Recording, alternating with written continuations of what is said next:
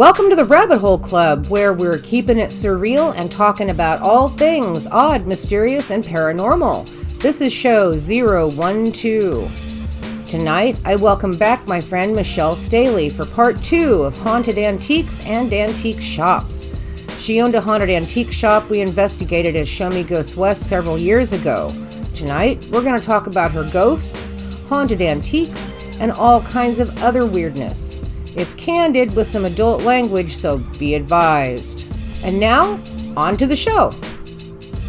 You know, you said it very aptly, that it was a perfect storm. I know that certain antiques come with their own haunting. I know that certain locations come with their own haunting. People come with their own hauntings. But you said it very adeptly, very aptly, and that was that it was a perfect storm. It was a combination of all of those things that produced all of the activity in that shop. Now, you mentioned to me earlier, too, that you're writing a book about this. Is that correct? Yes. Right on. How close to being published are you with that? Oh, it's a ways off. With everything going on, I'm hoping by the end of the year, and we're going to have a map of the building, of the inside of the building, so that people can follow along with each room, because every room had its own personality. Yes, indeed. And like in the upstairs room that overlooked Slum, I was downstairs. There was a couple of ladies shopping downstairs, and I just started hearing this wailing cry. And I made sure they were okay, and they were fine, but they could hear it too. And I said, well, y'all stay down there. I'll go check this out. And I traced the noise to an old vanity that was in that room. And this cry was just heartbreaking. And I told her, I said, if this is your vanity, I'm sorry, but somebody's going to buy it and it's going to be taken away, but I will give you some things that will just be yours. And I will put them in this room, and you can do what you want with them. So I found a dress. I used one of the bottles of perfume, and I had a little powder compact. The vanity sold the next day, and once again, this wailing that I went up there and showed her items, and we even hung a mirror up in there. You know, trying to accommodate everybody.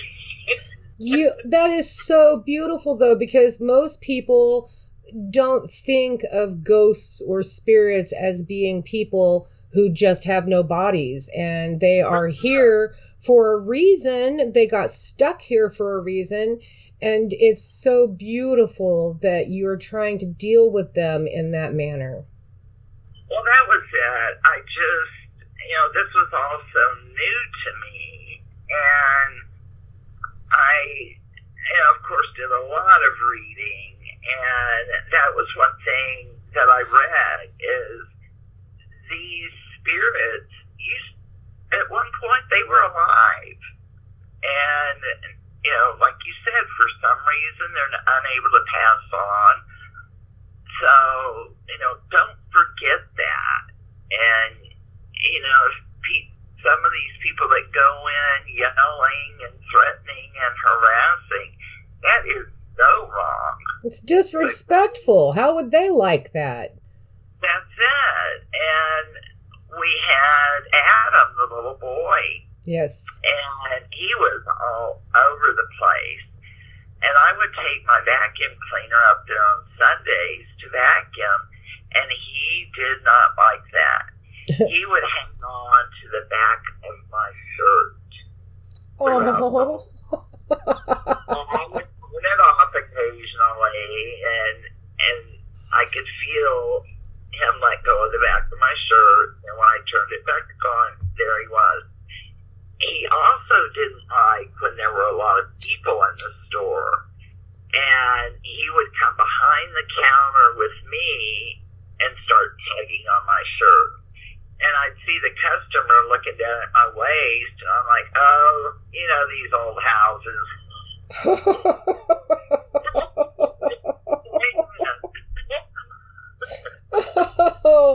And he used to go and see my shirt moving, and it was him just trying to get my attention. My granddaughter actually saw him. I never saw him, but my granddaughter did see him.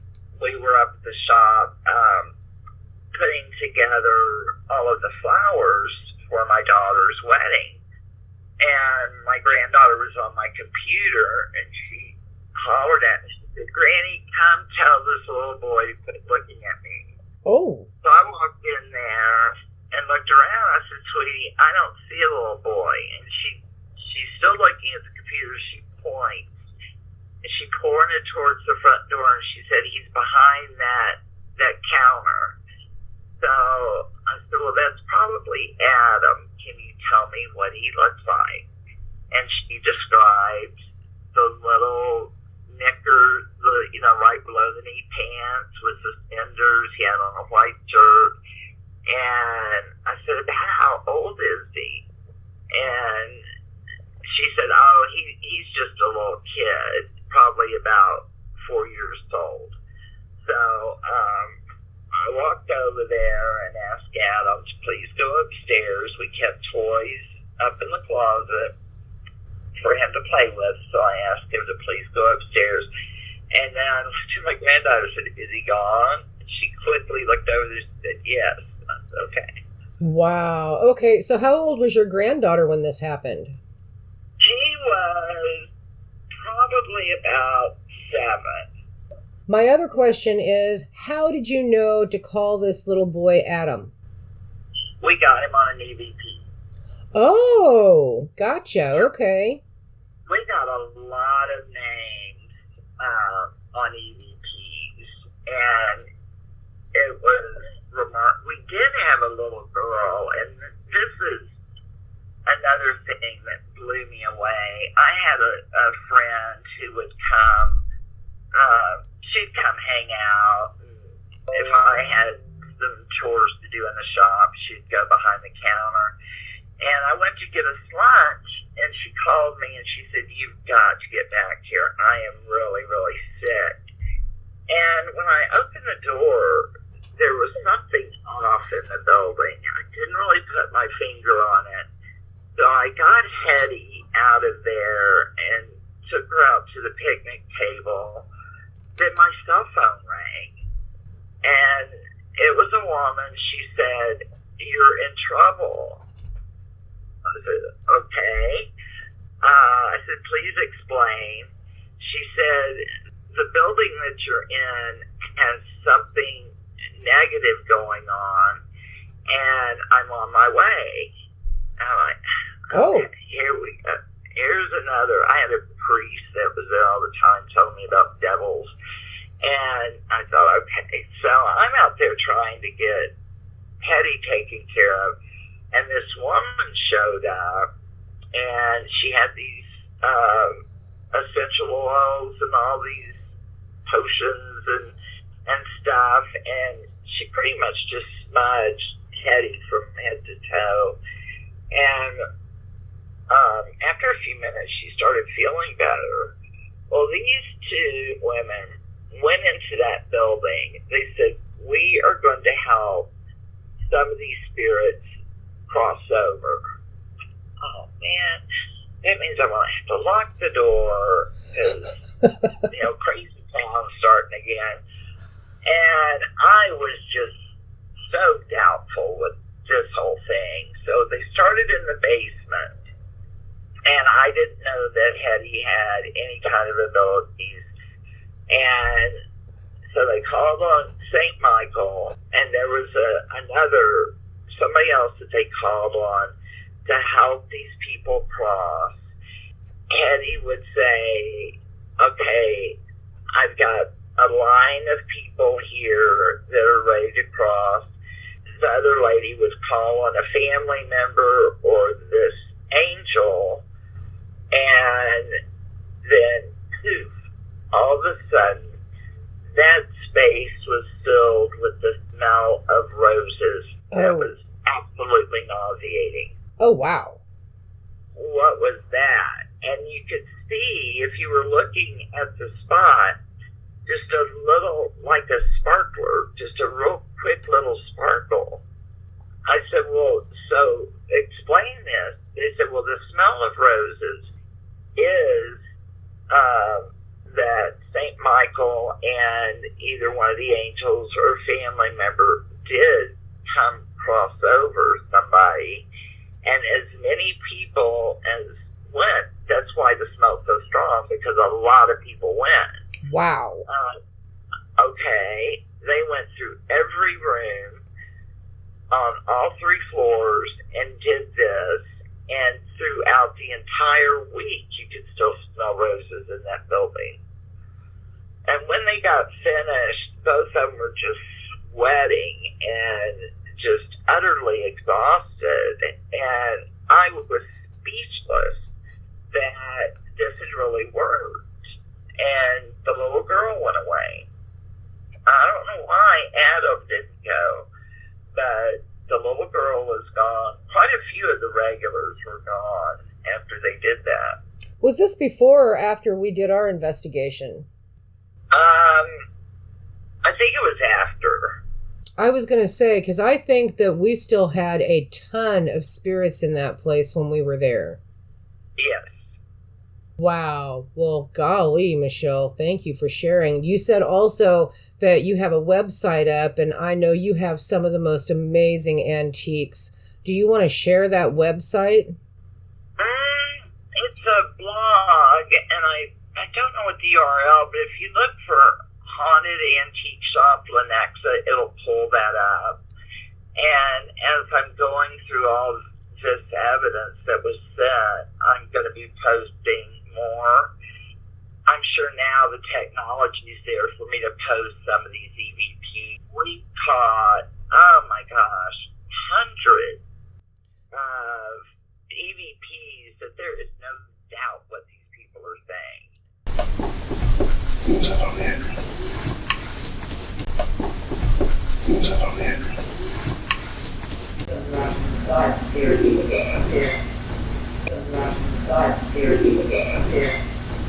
Yeah, this new evidence, I had to send those little bitty videotapes that were out for a short time. That's what this group used, so I had to send everything away and get it all put on thumb drive.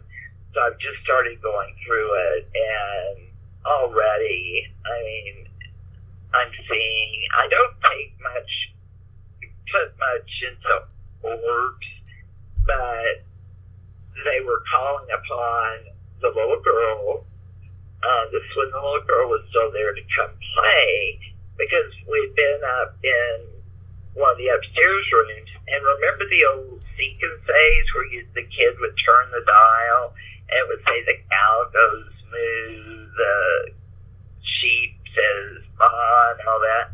There was one of those that somebody had for sale, and we were playing with it, and just talking about it, and then just plain as day, we heard it with our own ears, this little voice said, and the dog goes woof woof. Aww. And, sometimes when you're, instead of asking questions and doing the whole investigation thing, you just start having a conversation. It's amazing what is going on underneath that conversation. So it just, but I do want to emphasize that the 3 marks, in my experience, is not the mark of a devil. I agree. It's just the makeup of the hand, and it could be somebody as innocent as this elderly woman who wanted me off that bed. Yeah, it sounded like it was a nurse. You okay? Yeah, it sounded like it was a nurse. You okay? There's only so many ways that spirit have to get through to you. I don't think this lady had any bad intentions. And it's like the guy in the basement in the kitchen. He just didn't want anybody in that kitchen. And he went for the ankle. You know, you can run. You can run all you want. But eventually, we're going to find you.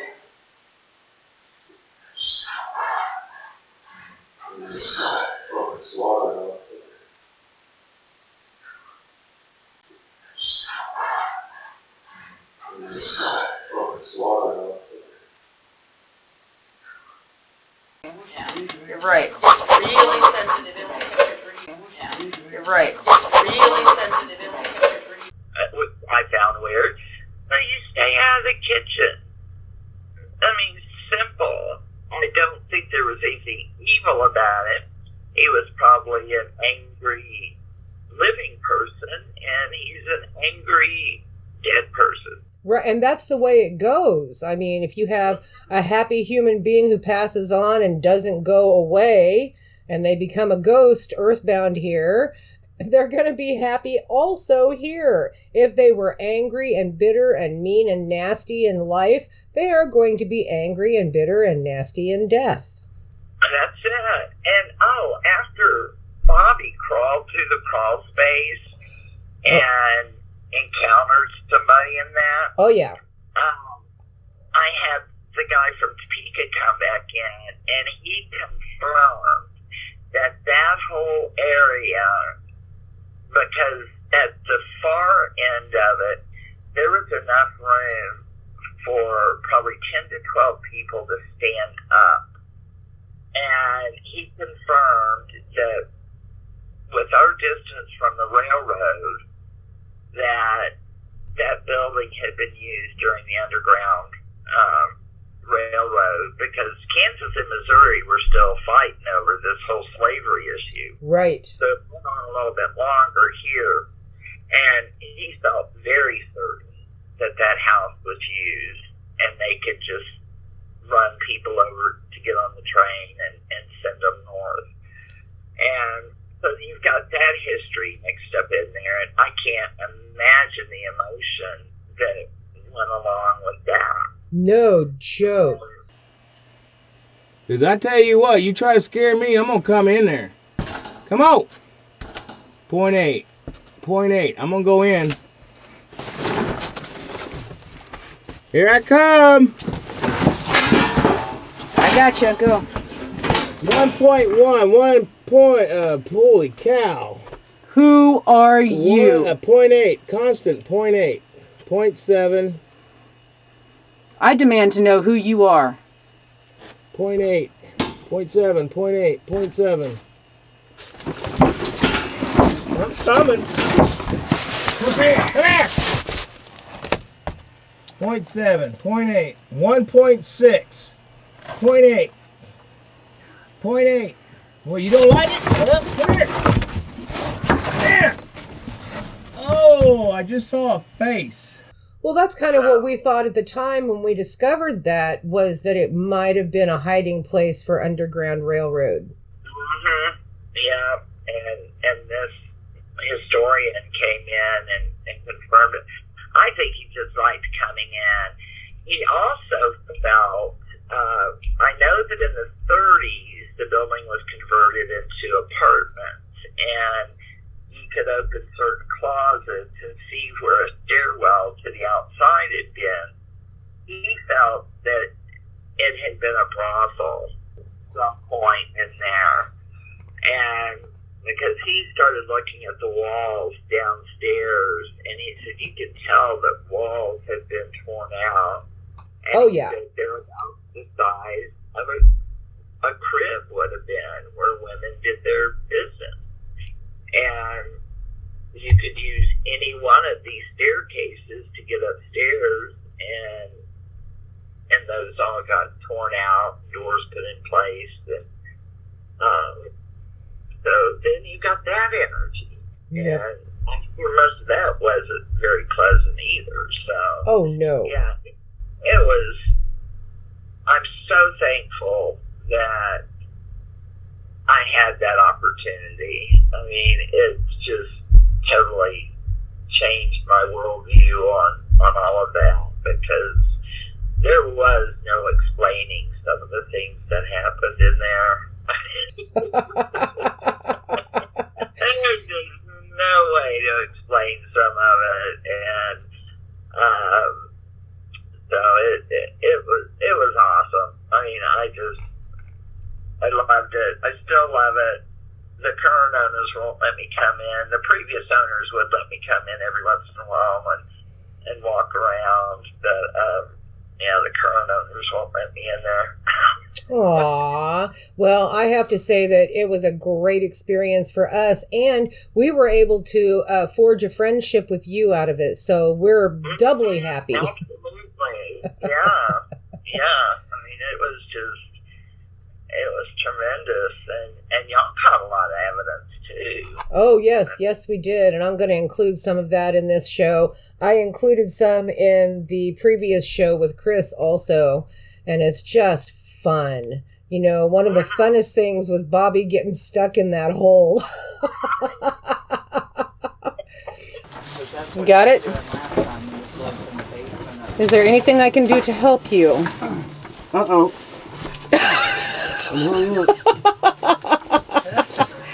Straighten your knees out. There you go. Funny. Are you getting this? Are you getting this? You know I am. Assholes. I love all of you.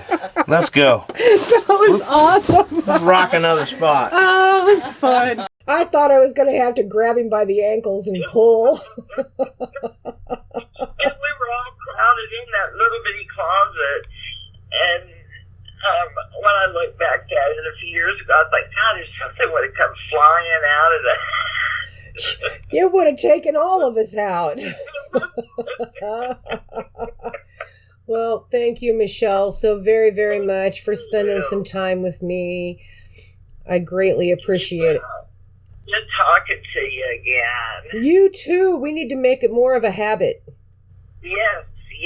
And I don't even know where this is being aired. If you want to send that link to me. I will. And I could share it on my Facebook page. Oh, yes, please do. This is such a new thing, and it's kind of different from what everybody else is doing. So it needs to get out there. It's kind of fun. Mm-hmm. Yeah, it is. And I think with all the interest and, kind of sorting out some of the bad information that's out there. And oh, yes. I think it's important because my experience was the different personalities. Yes. And dealing with them. Right. And when I do get back down to the basement, I will take my video camera and a voice recorder. Right. Please do. Opening up boxes. Yes. And you'll have to share some of that whenever you do that, because I would love to hear and see some of the stuff that you have gotten and that you will get. Oh, you bet. Yeah, it's just crazy. And my daughter and her boyfriend lived down there for a while, and there's a shadow figure. I mean, there's just a lot of activity going on. And when I start opening boxes, it just ramps up to where it feels like you're in the most crowded space you can even imagine. Wow. So I can only last about 10 minutes down there. So yeah, I'm taking a video camera and recorder when I go down there. Oh, please do. I saw this stuff. I got to pass it all on to somebody. Yes, please do. That would be awesome. I'll do it. Well, thank you. Well, honey, thank you, and you take care, and I hope your world is wonderful right now. Thank you. And same to you, and send me that link. Yes, I will. I can share it around. Yes, I sure will, sweetie. You have a great day. Good luck with everything. Yes? Thank you. You too. That's my show for this week. Special thanks to my wonderful boyfriend and my amazing family for getting this project off the ground and indulging me down this crazy rabbit hole. Next week, I'm going down the rabbit hole all by myself.